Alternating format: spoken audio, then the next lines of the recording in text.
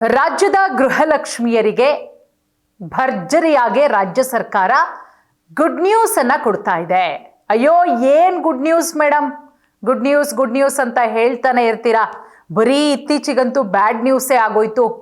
ಅದರಲ್ಲೂ DK ಶಿವಕುಮಾರ್ ಅವರು ಮುಖ್ಯಮಂತ್ರಿ ಆದ್ಮೇಲಂತೂ ಒಂದಲ್ಲ ಒಂದು ಗೃಹಲಕ್ಷ್ಮಿಗಳಿಗೆ ಹೊಸದಾಗಿ ಅರ್ಜಿ ಸಲ್ಲಿಸಿ ಗೃಹಲಕ್ಷ್ಮಿಯರು ಹಂಗೆ ಹಿಂಗೆ ಮತ್ತೊಂದು BPL ಕಾರ್ಡ್ ಕ್ಯಾನ್ಸಲ್ ಆಗಿರೋ ವಿಚಾರ, ಈ ರೀತಿ ಬರೀ ಗೊಂದಲನೇ ಆಗೋಯ್ತು.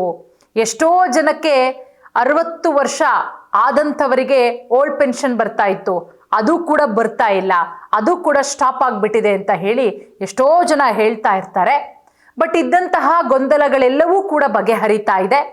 ಹಾಗಾಗಿ ಗೃಹಲಕ್ಷ್ಮಿಯರಿಗೆ ಗುಡ್ ನ್ಯೂಸ್ ಕೊಡುವಂತಹ ವಿಚಾರವನ್ನ ಇವತ್ತು ನಾನು ನಿಮ್ಮ ಮುಂದೆ ಪ್ರಸ್ತುತಪಡಿಸ್ತಾ ಇದ್ದೀನಿ. ಏನಪ್ಪಾ ಅಂತ ಹೇಳಿದ್ರೆ 31 ಮತ್ತು 32ನೇ ಕಂತಿನ ಹಣ ಇನ್ನೇನು ಕೆಲವೇ ದಿನಗಳು, ನಾಳೆನೂ ರಿಲೀಸ್ ಆಗಬಹುದು, ನಾಡಿದ್ದು ಆಗಬಹುದು, ಅಂದರೆ ಇನ್ನೊಂದು 2-3 ದಿನದಲ್ಲಿ ಅಟ್ ಎ ಟೈಮ್ ಒಟ್ಟೊಟ್ಟಿಗೆ, ಅಂದರೆ ಎರಡೂ ಕಂತಿನ ಹಣ 31, 32 ಅಂದರೆ ಮೇ ಏಪ್ರಿಲು 31ನೇ ಕಂತು, ಮೇ 32ನೇ ಕಂತಿನ ಹಣ ಒಂದು 2 ದಿನ ಗ್ಯಾಪ್ ಬಿಟ್ಟು 100% ಬಿಡುಗಡೆ ಆಗುತ್ತೆ, ರಿಲೀಸ್ ಆಗುತ್ತೆ. ಇದು ಖಂಡಿತವಾಗ್ಲೂ ಕೂಡ ಗುಡ್ ನ್ಯೂಸ್. ನೋಡಿ, ನಿಮಗೆ ಗೊತ್ತು, ರಾಜ್ಯ ಸರ್ಕಾರದ ಪಂಚ ಗ್ಯಾರಂಟಿಗಳಲ್ಲಿ ಮಹತ್ವಾಕಾಂಕ್ಷೆಯ ಗ್ಯಾರಂಟಿಗಳು, ಮಹತ್ವಾಕಾಂಕ್ಷೆಯ ಯೋಜನೆಗಳಲ್ಲಿ ಗೃಹಲಕ್ಷ್ಮಿಯೂ ಕೂಡ ಒಂದು. ಎಷ್ಟರ ಮಟ್ಟಿಗೆ ಅಂತ ಹೇಳಿದ್ರೆ, ಕರ್ನಾಟಕದಲ್ಲಿ ಜಾರಿಯಾದಂತಹ ಈ ಯೋಜನೆ ಬೇರೆ ಬೇರೆ ರಾಜ್ಯದವರು ಗೃಹಲಕ್ಷ್ಮಿಯನ್ನ ಫಾಲೋ ಮಾಡಿದ್ರು, ಬೇರೆ ಬೇರೆ ರೀತಿಯ ಹೆಸರನ್ನ ಇಟ್ಕೊಂಡು. ಕೇಂದ್ರ ಸರ್ಕಾರ ಕೂಡ ಮೆಚ್ಚುಗೆ ಗಳಿಸಿರುವಂತಹ ಯೋಜನೆ ಗೃಹಲಕ್ಷ್ಮಿ. ಬರುವಂತಹ 2,000 ರೂಪಾಯಿಲಿ ಹೆಣ್ಣು ಮಗಳು ಇಡೀ ಸಂಸಾರವನ್ನ ನಿಭಾಯಿಸ್ತಾ ಇದ್ದಾಳೆ. ಆ 2,000 ರೂಪಾಯಿಲಿ ಇಡೀ ಮನೆಯನ್ನ ನಿಭಾಯಿಸ್ತಾ ಇದ್ದಾಳೆ, ತನ್ನ ಮಕ್ಕಳ ಖರ್ಚು ವೆಚ್ಚಗಳನ್ನ ನೋಡ್ಕೊಳ್ತಾ ಇದ್ದಾಳೆ, ತಾನು ಸ್ವಾವಲಂಬಿ ಆಗ್ತಾ ಇದ್ದಾಳೆ. ಆ 2,000 ರೂಪಾಯಿ ಕೂಡಿಟ್ಟು ಒಂದು ಹೊಲಿಗೆ ಯಂತ್ರನೋ ಅಥವಾ ಮನೆಗೊಂದು ಫ್ರಿಜ್ಜೋ ಅಥವಾ ಒಂದು ವಾಷಿಂಗ್ ಮಿಷಿನೋ ಅಥವಾ ಆಕೆಯ ಅಗತ್ಯತೆಗಳಿಗೆ ಬೇಕಾದಂಥದ್ದೋ ಅದನ್ನು ತಗೊಳ್ತಾ ಇದ್ದಾಳೆ. ಹಾಗಾಗಿ ಈ ಗೃಹಲಕ್ಷ್ಮಿ ಯೋಜನೆ ಬರೀ ನಮ್ಮ ರಾಜ್ಯ ಅಷ್ಟೇ ಅಲ್ಲ, ಬೇರೆ ರಾಜ್ಯದಲ್ಲೂ ಕೂಡ ಸಾಕಷ್ಟು ಮೆಚ್ಚುಗೆ ಗಳಿಸಿರುವಂತಹ ಯೋಜನೆ. ಬೇರೆ ರಾಜ್ಯದವರೂ ಕೂಡ ಗೃಹಲಕ್ಷ್ಮಿಯನ್ನ ಫಾಲೋ ಮಾಡ್ತಾ ಇದ್ದಾರೆ. ಈಗ ನಾನು ಏನು ಗುಡ್ ನ್ಯೂಸ್ ಕೊಡೋಕ್ಕೆ ಬಂದೆ, ನಿಮಗಾಗಲೇ ಗೊತ್ತಾಯಿತು, ಒಂದಷ್ಟು ಗೊಂದಲಗಳಿತ್ತು ವೀಕ್ಷಕರೇ. ಅದರಲ್ಲೂ ರಾಜ್ಯದ ಹೆಣ್ಣು ಮಕ್ಕಳು ಬಹಳ ಟೆನ್ಷನ್ನಲ್ಲಿದ್ದರು. ಅಯ್ಯೋ ಗೃಹಲಕ್ಷ್ಮಿ ಕ್ಯಾನ್ಸಲ್ ಆಗೋಗ್ಬಿಡ್ತಾ ಇದೆ, ಬರ್ತಾ ಇಲ್ಲ, ಹೆಂಗಪ್ಪ ಮತ್ತೆ ಅಪ್ಲಿಕೇಶನ್ ಹಾಕೋದು? ಒಂದು ಸಲ ಅಪ್ಲಿಕೇಶನ್ ಹಾಕಿ ದುಡ್ಡು ಬರೆಸ್ಕೊಳ್ಳೋಷ್ಟರಲ್ಲಿ 3 ವರ್ಷದಲ್ಲಿ ಸಾಕಾಗಿ ಹೋಗಿದೆ. ಅಲ್ಲಿ ಹೋಗಿ ಅಂದರೆ ಅಲ್ಲೋಗಿ ಅಂದರೆ ಇಲ್ಲೋಗಿ ಅಂತಾರೆ, ಇಲ್ಲೋಗಿ ಅಂದರೆ ಅಲ್ಲೋಗಿ ಅಂತಾರೆ, ಅಲ್ಲೋದ್ರೆ ಆ ಅಪ್ಲಿಕೇಶನ್ ತಗೊಬನ್ನಿ ಅಂತಾರೆ, ಈ ಅಪ್ಲಿಕೇಶನ್ ತಗೊಂಬನ್ನಿ ಅಂತಾರೆ. ಬರೀ ಇವೇ ಆಗೋಯ್ತಲ್ಲ. ಮಕ್ಕಳನ್ನ ಕರೆದ್ರೆ ಅಯ್ಯೋ ನಾನು ಬರಲ್ಲ, ಹೋಗಮ್ಮ ನಿಂದೊಂದು ಅಂತಾರೆ. ಹಾಗಾಗಿ ಪಾಪ ಹೆಣ್ಣು ಮಕ್ಕಳ ಕಥೆನೇ ಇಷ್ಟು. ಹಾಗಾಗಿ ಏನಪ್ಪ ಅನ್ನೋ ಗೊಂದಲದಲ್ಲಿದ್ರು. ಬಟ್ ಗೊಂದಲ ಬೇಡ, ಒಂದಷ್ಟು ಬದಲಾವಣೆಗಳಾಗಬೇಕು. ಅದನ್ನು ಸಿಂಪಲ್ ಆಗಿ ನೀವೇ ಮಾಡ್ಕೋಬಹುದು, ಬಹಳ ಈಸಿ. ನೋಡಿ, ಈಗ ನಾನು ಮಾತಾಡ್ತಾ ಇರೋದು 31, 32ನೇ ಕಂತಿನ ಹಣ. ಅಂದರೆ 31 ಬಂದು ಏಪ್ರಿಲು, 31 ಬಂದು ಮೇ ತಿಂಗಳ ಹಣ ಇನ್ನೇನು ಕೆಲವೇ ದಿನಗಳಲ್ಲಿ ರಿಲೀಸ್ ಆಗುತ್ತೆ. ಜೂನ್ 2026 ಮುಗೀತು, ಈಗ ಜುಲೈಯಲ್ಲಿ ಇದ್ದೀವಿ ನಾವು. ಇವತ್ತು 9ನೇ ತಾರೀಕು. ಒಂದು 12ನೇ ತಾರೀಕಿನ ಒಳಗಡೆ 31ನೇ ಕಂತಿನ ಹಣ ಬರುತ್ತೆ. 15ನೇ ತಾರೀಕಿನ ಒಳಗಡೆ 32ನೇ ಕಂತಿನ ಹಣ ಖಂಡಿತವಾಗ್ಲೂ ಕೂಡ ಬರುತ್ತೆ. ಈ 2,000 ರೂಪಾಯಿ ಹಣ ಬಿಡುಗಡೆಯ ಪ್ರಕ್ರಿಯೆ ಪ್ರಸ್ತುತ ಅದು ರನ್ನಿಂಗಲ್ಲಿದೆ. ಸೊ ಅದಕ್ಕೆ ಬೇಕಾದಂತಹ ಎಲ್ಲ ಸಿದ್ಧತೆಗಳಿರಬಹುದು, ಏನೆಲ್ಲ ಕಾರ್ಯಗಳಾಗ್ಬೋದು, ಕೆಲಸಗಳಾಗ್ಬೋದು ಒಳಗಡೆ, ಅದೆಲ್ಲವನ್ನ ಕೂಡ ಮಾಡಿಕೊಳ್ಳಲಾಗ್ತಾ ಇದೆ. ನೋಡಿ, ಸರ್ಕಾರ ಮೃತಪಟ್ಟವರ ಅಕೌಂಟ್ಗೂ ಕೂಡ 2,000 ರೂಪಾಯಿ ಹೋಗಿತ್ತು. ಸೊ ಅದನ್ನು ಪತ್ತೆ ಹಚ್ಚುವಂತಹ ಕೆಲಸ ಕೂಡ ಮಾಡಲಾಯಿತು. ಅದಕ್ಕೆ ಒಂದು ಕಮಿಟಿಯನ್ನು ಕೂಡ ಮಾಡಲಾಗಿರುತ್ತೆ. ಅವರು ಏನು ಮಾಡಿದ್ರೋ ಗೊತ್ತಿಲ್ಲ, ಅವ್ರಿಗೆ ಒಂದು ಕೋಟ್ಯಾಂತರ ರೂಪಾಯಿ ಹಣ ಬೇರೆ ವೇಸ್ಟು, ಸಂಬಳ ಅಂತ ಹೇಳಿ ಸರ್ಕಾರ ಮೃತಪಟ್ಟವರು IT ಪಾವತಿದಾರರನ್ನ ಪತ್ತೆ ಹಚ್ಚೋದಕ್ಕೆ ಈ ಬಾರಿ ಏನು ಮಾಡಿದೆ ಅಂತ ಹೇಳಿದ್ರೆ ಬಹಳ ಸ್ಟ್ರಿಕ್ಟ್ ಆಗಿ ಮಾಡಿದೆ. ಯಾಕಂದರೆ ಸರ್ಕಾರದ ಬೊಕ್ಕಸದಿಂದಲೂ ಕೂಡ ಕೋಟ್ಯಾಂತರ ರೂಪಾಯಿ ಹಣ ಹೋಗ್ತಾ ಇತ್ತು. ಹಾಗಾಗಿ ಮೃತಪಟ್ಟವರು ಅದರ ಜೊತೆಗೆ IT ಪಾವತಿದಾರರನ್ನ ಪತ್ತೆ ಹಚ್ಚೋದಕ್ಕೆ ಒಂದು ಬಾರಿ ಬಯೋಮೆಟ್ರಿಕ್ ದೃಢೀಕರಣ, ಈ KYC ಪ್ರಕ್ರಿಯೆಯನ್ನು ಕಡ್ಡಾಯಗೊಳಿಸಿರೋದ್ರಿಂದ ಕೆಲವೊಂದಷ್ಟು ಜಿಲ್ಲೆಗಳಿಗೆ ವಿಳಂಬ ಆಗ್ತಾ ಇದೆ. ಯಾವ ಯಾವ ಜಿಲ್ಲೆಗಳು ಮತ್ತೆ ಯಾರ್ಯಾರು ಈ KYC ಕಡ್ಡಾಯ ಮಾಡಿದ್ದಾರೆ, ಅದನ್ನ ಕಂಪ್ಲೀಟ್ ಮಾಡಿದ್ದಾರೆ ಅಂಥವರಿಗೆ ಖಂಡಿತವಾಗ್ಲೂ ಕೂಡ ಹಣ ಹೋಗ್ತಾ ಇದೆ.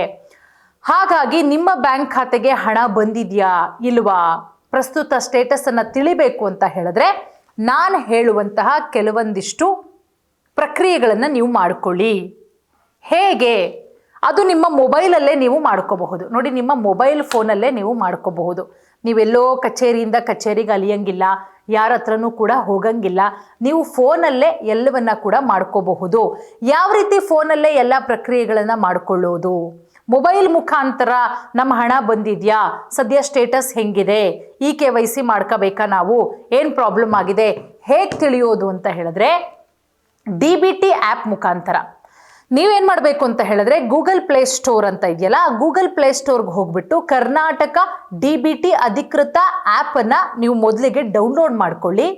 ಅದಾದ ಮೇಲೆ ನಿಮ್ಮ ಆಧಾರ್ ಸಂಖ್ಯೆ ಇದೆಯಲ್ಲ 12 ಡಿಜಿಟ್ದು 12 ಅಂಕಿಯ ಆಧಾರ್ ಸಂಖ್ಯೆಯನ್ನು ಬಳಸ್ಕೊಂಡು ನೋಂದಾಯಿಸ್ಕೊಳ್ಳಿ. ಒಂದು OTP ಬರುತ್ತೆ.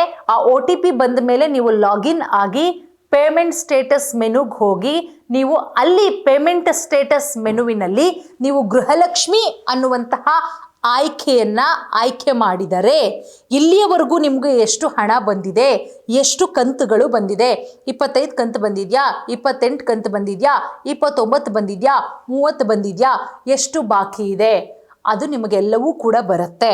ಅದಾದ ನಂತರ ನೆಕ್ಸ್ಟ್ ಬಂದು SMS ಮುಖಾಂತರ ನೋಂದಾಯಿತ ಮೊಬೈಲ್ ಸಂಖ್ಯೆ 811847500500 ಅಥವಾ 8277000555 ಈ ಸಂಖ್ಯೆಗೆ ನಿಮ್ಮ 12 ಅಂಕಿಯ ರೇಷನ್ ಕಾರ್ಡ್ ನಂಬರ್ ಇರುತ್ತಲ್ಲ ಅದನ್ನು ಕಳಿಸ್ಕೊಡೋದ್ರ ಮುಖಾಂತರ ನೀವು ನಿಮ್ಮ ಸ್ಟೇಟಸನ್ನು ತಿಳಿಯಬಹುದು. ಅಧಿಕೃತ ವೆಬ್ಸೈಟು ಸೇವಾ ಸಿಂಧು ಗ್ಯಾರಂಟಿ ಪೋರ್ಟಲ್ಗೆ ಭೇಟಿ ಕೊಟ್ಟು ನಿಮ್ಮ ಅರ್ಜಿ ಸಂಖ್ಯೆಯನ್ನು ಹಾಕಿ ನೀವು ಪರಿಶೀಲನೆಯನ್ನು ಕೂಡ ಮಾಡಬಹುದು. ನೀವು ಅಂದ್ಕೊಂಡಿರ್ತೀರಾ, ಮೇಡಮ್ ನೀವೇನೋ ಹೇಳ್ತಿದ್ದೀರಾ 31, 32ನೇ ಕಂತು ಹಣ ಏಪ್ರಿಲ್ದು ಮೇದು ಹಣ ಬರಲಿಲ್ಲ ಅಂದರೆ ಏನು ಮಾಡಬೇಕು? ಒಂದು ವೇಳೆ ಹಣ ಬರಲಿಲ್ವಾ, ನೀವೇನು ಮಾಡಬೇಕು ಅಂತ ಹೇಳಿದ್ರೆ ನಿಮ್ಮ ಒಂದಷ್ಟು ಈ KYC ಪ್ರಕ್ರಿಯೆ ಏನಿದೆ ಅದನ್ನು ಮಾಡ್ಕೊಳ್ಳಿ. ಗ್ರಾಮವನ್ನು ಮತ್ತು ಬೆಂಗಳೂರನ್ನು ಮತ್ತು ಬಾಪೂಜಿ ಸೇವಾ ಕೇಂದ್ರಕ್ಕೆ ಭೇಟಿ ಕೊಡಬಹುದು. ಮೃತಪಟ್ಟವರ ಖಾತೆಗೆ ಹಣ ಹೋಗ್ತಾ ಇರೋದನ್ನು ತಡೆಯೋದಕ್ಕೆ ಆದಾಯ ತೆರಿಗೆ ಮತ್ತು GST ಪಾವತಿದಾರರನ್ನು ಪಟ್ಟಿಯಿಂದ ಕೈಬಿಡೋದಕ್ಕೆ ಸರ್ಕಾರ ಪರಿಶೀಲನೆ ಮಾಡ್ತಾ ಇದೆ. ಬಯೋಮೆಟ್ರಿಕ್ಕು ಈ KYC ನಕಲಿ ಫಲಾನುಭವಿಗಳನ್ನು ತಡೆಯೋದಕ್ಕೆ ಕಡ್ಡಾಯವಾಗಿ ಸರ್ಕಾರ ಮಾಡಿರೋದು ಬಯೋಮೆಟ್ರಿಕ್ ದೃಢೀಕರಣ ಮತ್ತು ಈ KYC ನಿಯಮಗಳನ್ನು ಜಾರಿಗೆ ತಂದಿರೋದು.